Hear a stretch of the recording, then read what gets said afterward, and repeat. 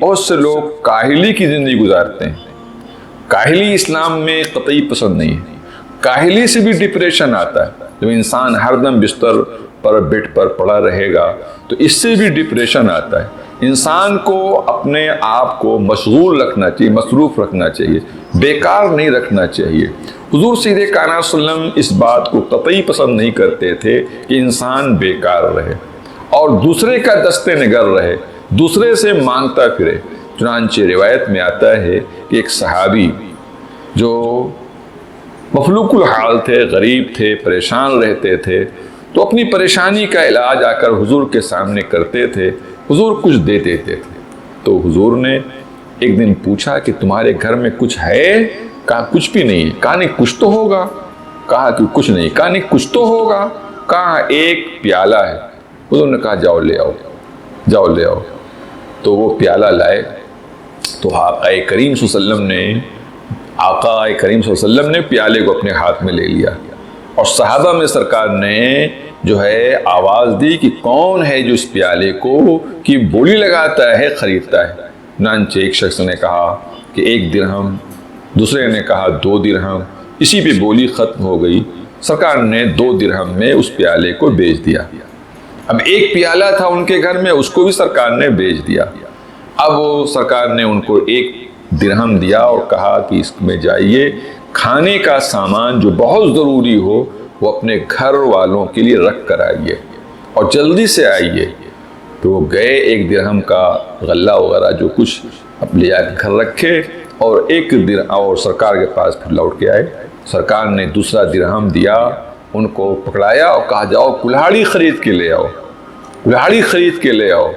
اور کلہاڑی جب وہ خرید کے لے آئے 1 درہم کی، سرکار نے اپنے ہاتھ سے اس میں بیٹ لگایا۔ یہ ہے پیغمبر اسلام محمد رسول صلی اللہ علیہ وسلم کی تعلیمات اور تبلیغ۔ صرف نماز اور روزے ہی کے لیے سرکار نے تلقین نہیں کیا، بلکہ سرکار نے اقتصادیات، معاشی اور اکنامکس کو بھی جو ہے یعنی اکنامکس بھی درست کرنے کے لیے سرکار نے اپنی امتیوں کو جو ہے سہارا دیا ہے۔ چنانچہ سرکار نے اپنے ہاتھ سے بیٹ لگایا اور سرکار نے کلہاڑی پکڑا دیا اور کہا سنو، جنگل میں جا کر لکڑیاں کاٹ کے لایا کرو اور بازار مدینہ میں بیچا کرو۔ 15 دن سے پہلے اب خبردار میرے سامنے تم مت پڑھنا، نماز پڑھنا اور اپنا کام کرنا، اور 15 دن کے بعد تم مجھ سے ملاقات کرنا۔ چنانچہ روایت میں آتا ہے 15 دن کے بعد جب وہ بارگاہ مصطفیٰ میں آئے تو مسکراتے ہوئے آئے۔ ہمیشہ آتے تھے مرجھائے ہوئے آتے تھے، چہرہ پژمردہ رہتا تھا، ڈپریشن کے شکار رہتے تھے، ذہنی تناؤ میں رہتے تھے، میرے گھر میں کچھ نہیں، میں پریشان ہوں، مفلوق الحال ہوں۔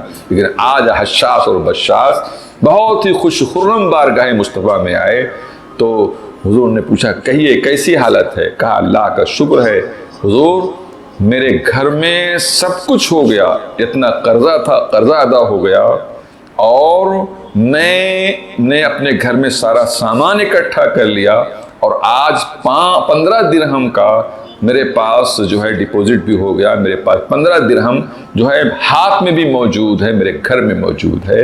تو حضور نے اپنا یہ زندگی بہتر ہے یا وہ زندگی جو کاہلی کی زندگی تھی اور دوسرے کے ہاتھ کو تم دیکھتے رہتے تھے؟ کہا نہیں آقا، وہ زندگی بہتر نہیں تھی، بلکہ اب یہ زندگی، پہلے میں دوسرے کے ہاتھ کو دیکھتا تھا اور دل میں کہتا تھا کاش مجھ کو دے دیتا، مگر اب تو الحمدللہ کہ میں دینے کے لائق ہو گیا۔